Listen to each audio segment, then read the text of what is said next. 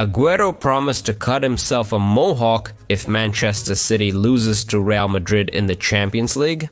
The spillage yesterday inflicted disease not only on the city dwellers. The historical match of the King's Club, the other pieces of last night's Champions League evening, will also be discussed. It's a dose of football and the top 10 hottest news to this hour. Friends, be sure to try your Tsarist likes. 5,000 fingers up today, it guarantees that we will see each other again tomorrow. Well, I wish you a pleasant appetite and a pleasant viewing.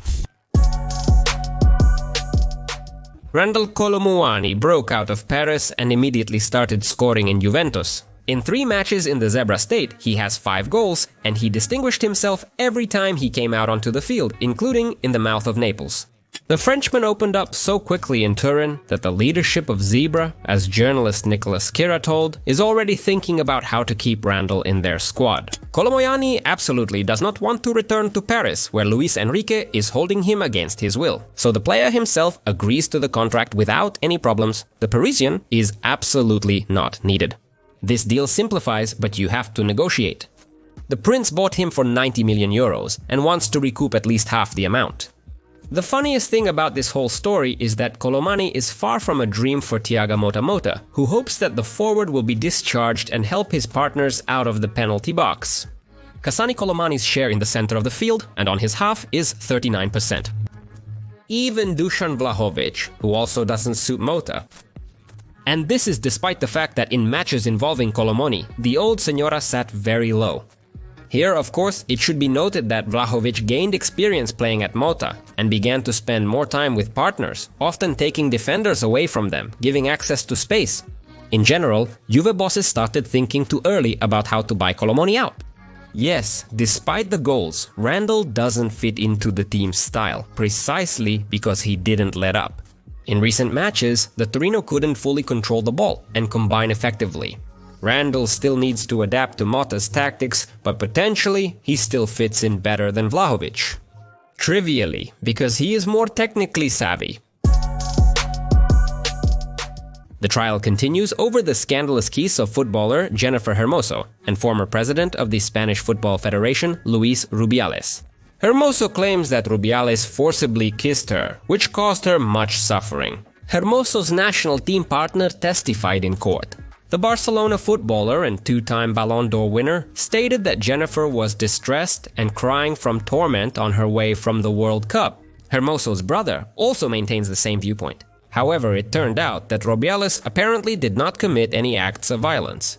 Before he could kiss Jennifer, he asked her if it could be done by the gum-reading expert. David Murillo, called to the stand as a defense witness, gave his testimony and stated that Rubiales had asked for permission. The camera didn't capture Ormos's answer, but Luis would hardly ask if he wanted to kiss Ormos regardless of anything. So the expert on the defense side spoke in favor of Rubiales. Anyway, I still think that Luis is doomed. Let's discuss another scandal from women's football, this time from England. Dog-skinned Chelsea footballer Samantha Kerr, along with her West Ham United colleague Christy Mewis, tried to break a window during a cab ride. The driver called the police and took the feisty girls to the station, where the one who had attacked pensioners told policeman Lovell, "You guys are damn stupid white." The defense attorney claimed that the phrase hardly insulted the police, and Kerr herself said she did not mean the white skin color as an insult. Because of their power and privilege, they will never understand what we've been through. In the end, after the proceedings, Kerr was acquitted. In her words, they didn't see racism, you simply don't understand, because it's different.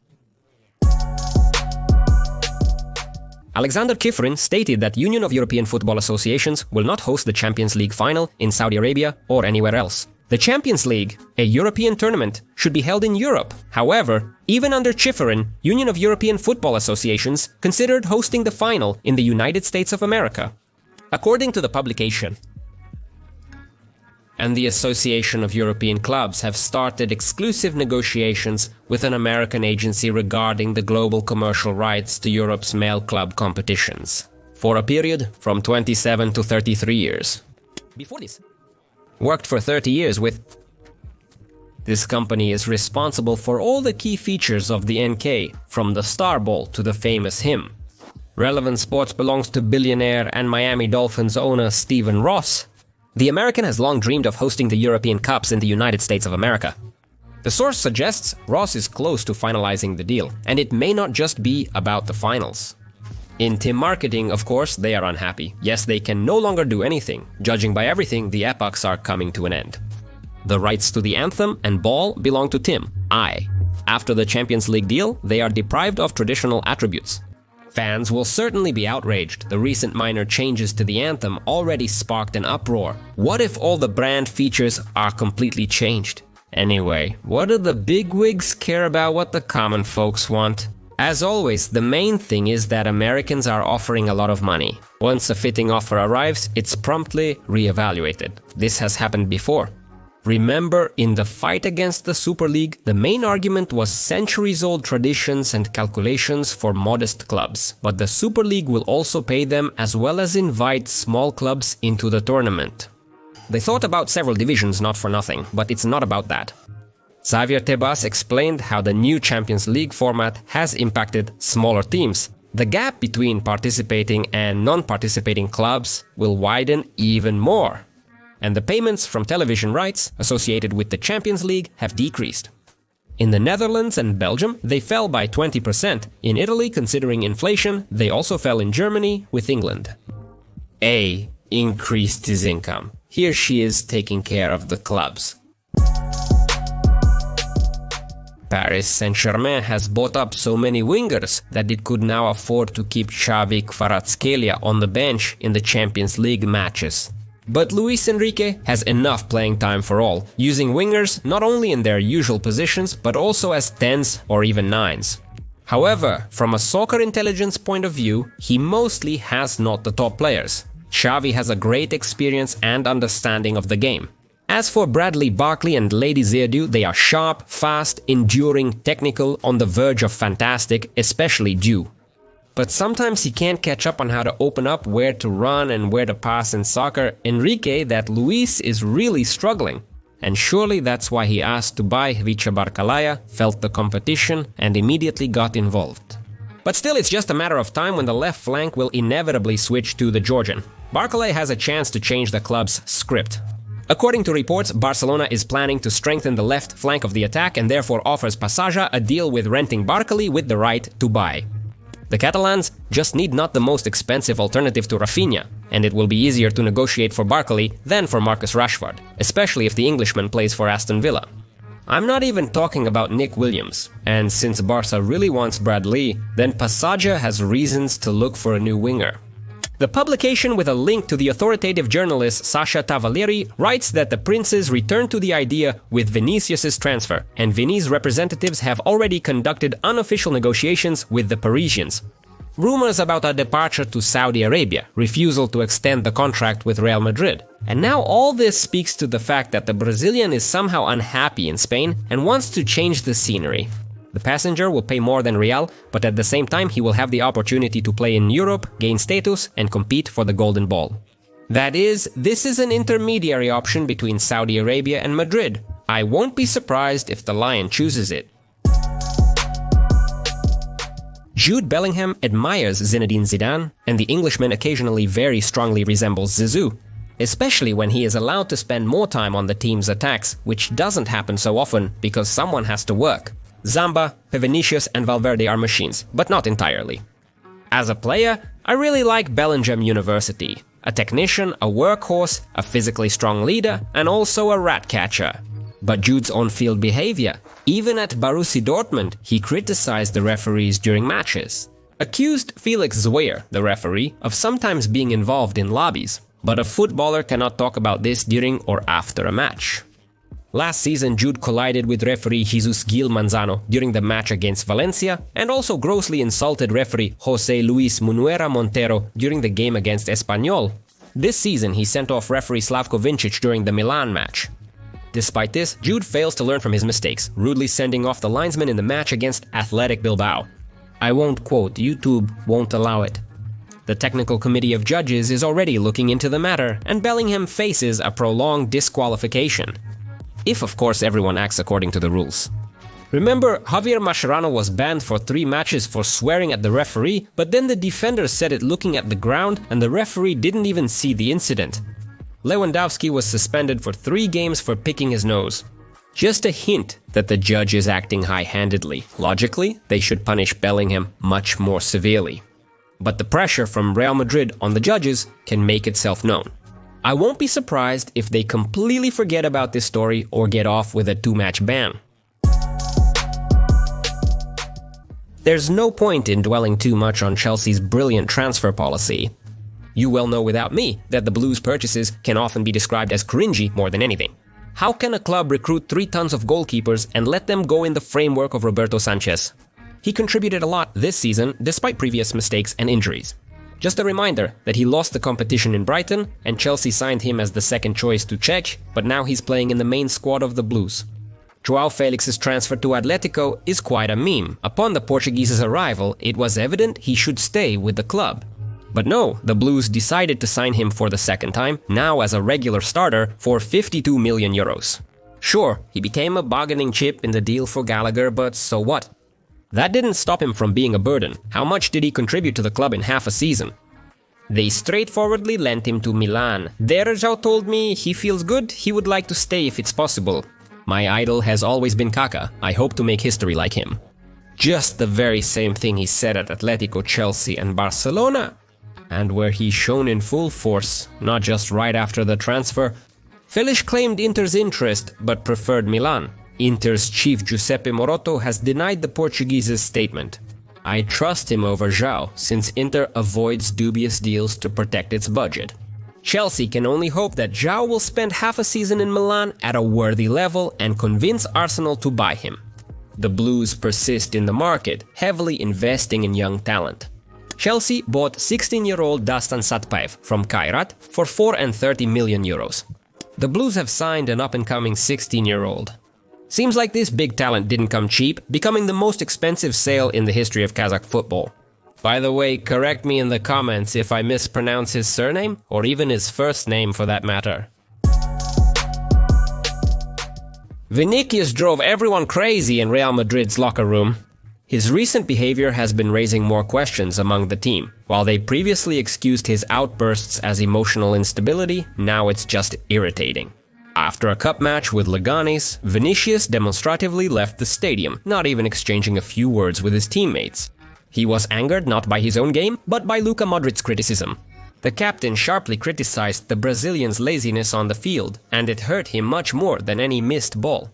Carlo Ancelotti, for his part, didn't like that Vinicius was spending more time arguing with referees than playing the game. Judging by everything, his team has explained to him more than once that his constant disputes with referees are only harming the team.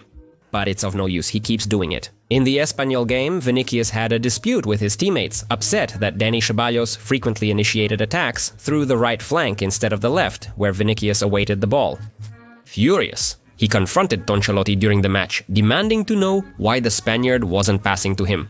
Left back, Fran Garcia was also frustrated, claiming the Brazilian didn't pass to him sufficiently or create opportunities. In the locker room, the rookie's behavior has been grating on his teammates' nerves for weeks. His self-important attitude is not appreciated by anyone. Talks with Vinicius aren't helping. The team tried to influence him through an intervention, but he didn't seem to understand the hint. He's annoying his current teammates just as he did at his former club. As a result, many have simply distanced themselves from him, and he now considers himself to be abandoned and left alone in the struggle against racism. In Spanish football, he's certain that the club should be supporting him more and standing by his side. But Real has other concerns at the moment. Ancelotti is thinking about how to minimize the impact of squad problems. Perez is engaged in a battle against Spanish football leadership, while Vinicius is being ignored. If things remain unchanged, his exit from Madrid is imminent. A record contract will be offered, the club will quietly release him, and the Brazilian will finally receive the attention and appreciation he desires. Saudi Arabia has long been holding a place for him. Robert Lewandowski was criticized a lot last season. Despite scoring significantly more, he manages quite well in this. The flick football suits Robert, but the aging Polish often struggles. First, he struggles with the press. Second, his execution is lacking, to say the least. During the half season, he made a nightmare amount of disastrous mistakes from clear-cut positions. No, I understand. Of course, he gets tired from working in the press, and it's really hard to score with a single breath, but he just has an unhealthy amount of such chances. Especially for a player of his caliber. In Barcelona, they believe Robert is exhausted and needs to be replaced. According to reports, Barcelona is considering Alexander Isak as a replacement. Isak is sympathetic to Barcelona and open to the transition. He realizes he's matured for advancement. Only Sorok has no financial problems and needs to sell players, but Barcelona has said misery. Therefore, there is a more budget version, in the person of Jonathan David from Lille. This summer, the Canadian will become a free agent, which could be better for Barcelona, as they will not have to pay compensation for the player. Yes, the status of a free agent will allow him to negotiate comfortable conditions. But David will surely make concessions, knowing this is his lifetime opportunity. He's resilient and does a lot of pressing, and not out of habit but deliberately, with full understanding of the matter. Not a genius, though. Of course, realizations, but that's also a problem for Leva nowadays. David is already not bad at press-ups, and with Catalan partners and flick on the heart, I'm sure, will only add in this respect. Great player, we should take him. Paris Saint-Germain had no problem laying Brest on ice and essentially advanced to the semi-finals after the first match already. Not without struggle, because Jean-Louis Donnarumma has been really trying to score a goal, but nothing worked out for him. In general, Brest with its modest team deserves praise. The underdogs fought as much as they could, and thrice managed to get into the shot.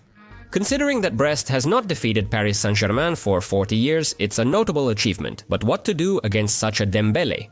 Ousmane is in incredible form, scoring 15 goals in 25 matches this year, more than any other footballer. He's excelling in the top 5 leagues, scoring in every match this year, including a double yesterday. The Frenchman scores a goal in just 41 minutes, making this season his best in terms of goal scoring. And all thanks to Dembele's fine footwork, he has the timing to hold off a charge to the goal, having pulled away from the defenders. And Ousmane just simply flies. Some goals are just magic. The secret to results in full view. Luis Enrique has eschewed safety in recent matches. The team has started to play noticeably more boldly, not afraid to take risks. Enrique allowed Fabiano Ruiz to create, and we know from the Euro that the Spaniard only performs like this when his legs are unhindered. The Prince's players constantly change roles, sometimes becoming unreadable, with no ninths present. The nominal fullback Hakimi is almost playing as a forward. In short, top football from Paris Saint-Germain. And if Parisians continue in the same spirit, they can really take the title, especially if Dembele doesn't return to his former version. Now it seems impossible to stop him. Technique, smooth movement, and 2 working legs leave no chance for defenders. Borussia Dortmund easily defeated Sporting in a parallel match, outperforming them in every aspect. However, that's not saying much given Sporting's current poor form. Schmel's 3-0 victory almost eliminates any drama, considering that Dortmund loves to play on the counter-attack. And Juventus only with great effort managed to beat PSV. All because the old lady has Gatti, a 2-meter-tall center-back with skills like Ronaldinho. Until 22, the guy played in amateur leagues and worked on construction sites. Yesterday, not only did he take down PSV, but also read the game like an open book and even scored his first goal. First, he broke through the half-wing and shot. After Yildi and Sokolomani failed to figure it out, he skillfully took Grudzi's ball in the penalty area, expertly passed McKennie, and placed the ball into the net. Ivan Perisic tried to upset his former club, but never managed to pull off a 2-1 victory over Juventus. But the intrigue went nowhere. Manchester City and Real Madrid delivered another whirlwind top-tier match. Well, who had any doubts? Over the years, we've gotten used to this pair always delivering enjoyment. The only sad thing was the execution of the plays. At times, the first half could have ended tied 2-2. Well, for certain, the slip-ups shouldn't have gone without goals. In the first 10 minutes, Madrid was tearing up Manchester's defense on counter-attacks. If only Rodrigo wasn't scared of being alone and didn't descend on Vinicius. If Mbappe hadn't turned on his November version. The game, by the way, Mbappe deserves a separate mention. Because this is disgraceful. There are moments 50-50, and to not score them is even more shameful, although a player of Kylian's level should resolve them more often than not. But yesterday, Mbappe failed to use at least 2 ironclad, yes, what ironclad, Titanic moments. What to say about the team as a whole? What could have surprised someone in Real Madrid is the very open style of the team. Last season on the burning pitch, Slivšny got on such a bus that even Jose Mourinho couldn't dream of. They were very afraid of City's pressure. But even now, considering Manchester's crisis, they aggressively pressed in Madrid's halves, which allowed the Mancunians to stage a couple of very risky counterattacks. This is how Haaland's goal happened. An excellent long pass from Guardiola, who rushed into the opponent's penalty area and helped Erling to make a one-sided finish. He also continuously thwarted opponents' attacks in defense. The controversial goal was eventually counted after a lengthy video assistant referee review of the offside incident. RCH video assistant referee reports that there was a micro offside and the referees made a mistake. Scandal. Already waiting for a statement from Real TV. Despite Real's likely disappointment with the match result against City, they had defensive struggles throughout the game. They performed well in possession, but were terrible when dropping back instead of applying pressure. Real played better as they are a higher class team and had to score. However, they definitely didn't perform as expected. Mbappe shot the goal, and honestly, after such a hit, the ball could have gone anywhere. The laughter of Vini and Mbappe after the goal says a lot. Real Madrid got lucky, as the ball flew into the net. Later, Manchester City again took the lead, but they let up at the end, allowing Snow to perform a miracle in the Champions League. Yes, Madrid pulled out a win again, scoring twice after the 85th minute. You could get used to it.